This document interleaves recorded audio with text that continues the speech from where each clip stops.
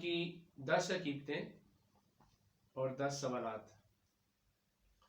جب لیاقت علی خان اور کابینہ کے کچھ لوگ قائد اعظم کے بستر مرگ پر زیارت کرنے ان کے گھر آئے تو قائد اعظم کے ملازم نے قائد اعظم سے فرمایا کہ سر لیاقت علی خان اور کچھ کابینہ کے لوگ آپ سے ملاقات کرنے آئے ہیں اور آپ کی خیریت دریافت کرنے آئے ہیں۔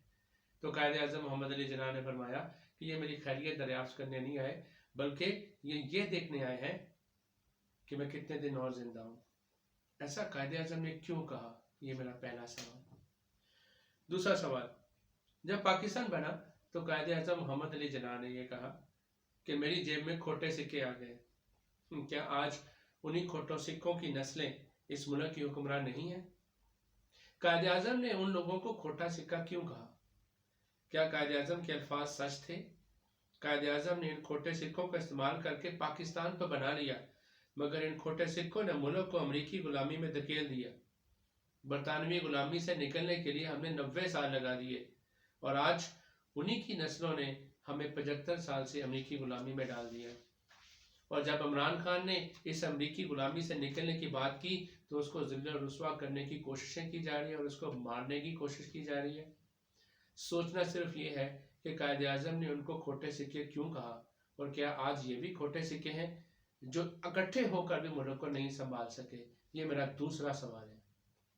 سوال نمبر 3، ملک کا سربراہ گورنر جنرل اس وقت کے قائد اعظم محمد علی جناح جب پاکستان بنا تو اس وقت 74 سال کے تھے، ٹیوبرکلوسس کی آخری سٹیج پر تھے۔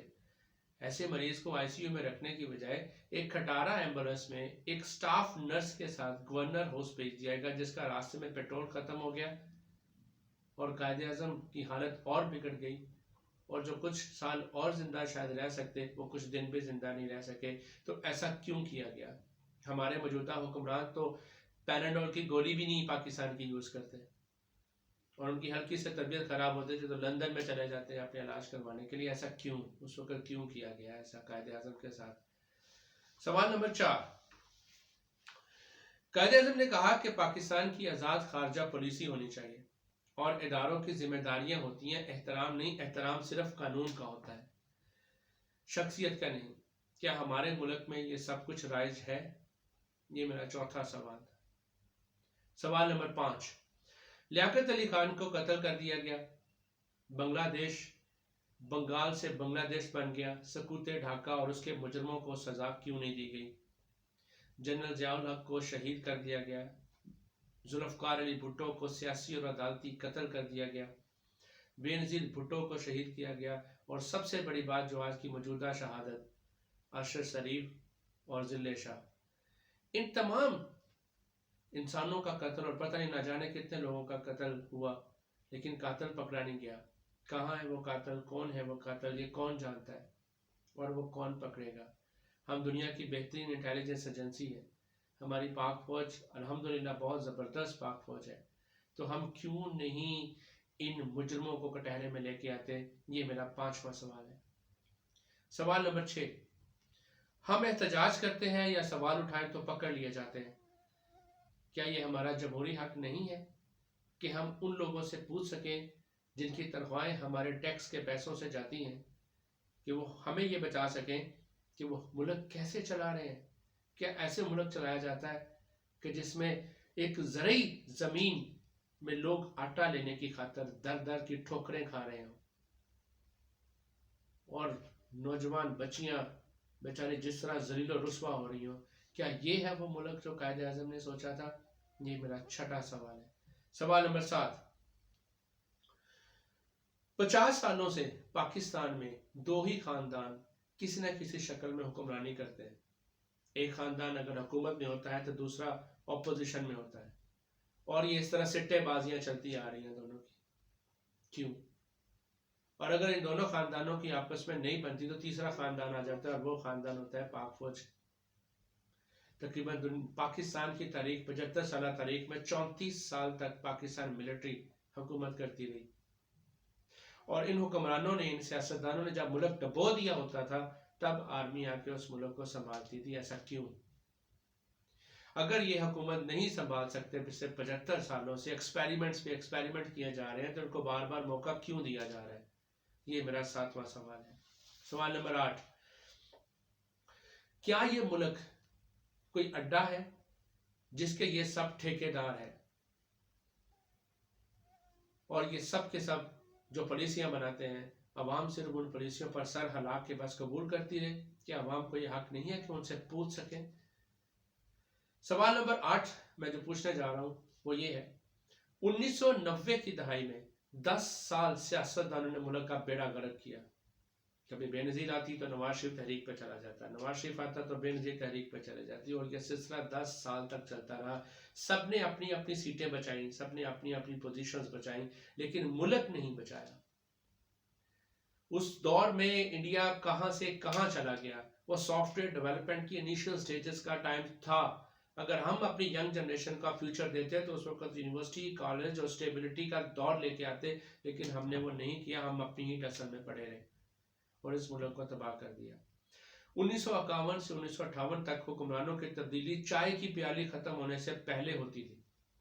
2008 سے 2018 تک ملک مک مکاؤ کی سیاست سے چلتا رہا، ایک میری باری اور ایک تمہاری باری، اور اس طرح سودے بازی سے حکمران اپنی حکومت کرتے رہے۔ ایسا آخر کیوں؟ اور جب ان سے پوچھا گیا کہ جو چوریاں ہوئیں اس دور میں ان کا جواب دیں تو انہوں نے پوچھ لے مارے رہے، جنہوں نے جو سوال پوچھا تھا یا وہ خرید لیے جاتے ہیں یا وہ کہیں غائب کر دیے جاتے ہیں، اور نہ انہوں نے کبھی ان کا جواب دیا۔ یہ میرا 8واں سوال تھا، ایسا کیوں؟ سوال نمبر 9، اگر ساری ترقی فوجی دور حکومت میں ہی ہونی ہے تو جمہوریت کا نعرہ بلند کر کے آرمی کو کیوں گندا کیا جاتا ہے، آرمی کو کیوں بدنام کیا جاتا ہے؟ آرمی نے تو اس ملک کو بچایا اور ہر مشکل حالات میں آرمی ہی دی۔ ملک ڈوبتا اکانومیکلی تو آرمی آئی بوسٹ اپ کیا، ملک میں سیلاب آیا تو آرمی آئی اس نے بوسٹ اپ کیا، لیکن چند آرمی کے جنرلز نے اس ملک کے ساتھ کھلواڑ بھی کیا ہے۔ تو کرپٹ سیاستدانوں کو کٹہرے میں کیوں لانے میں آرمی ناکام رہی اور آرمی بار بار ان کو کیوں موقع دیتی ہے؟ سوال نمبر 10، میرا آخری سوال سب سے اہم سوال ہے، اور یہ وہ حقیقتیں ہیں جو میں بیان کرنا چاہتا تھا جو میں نے کر دی۔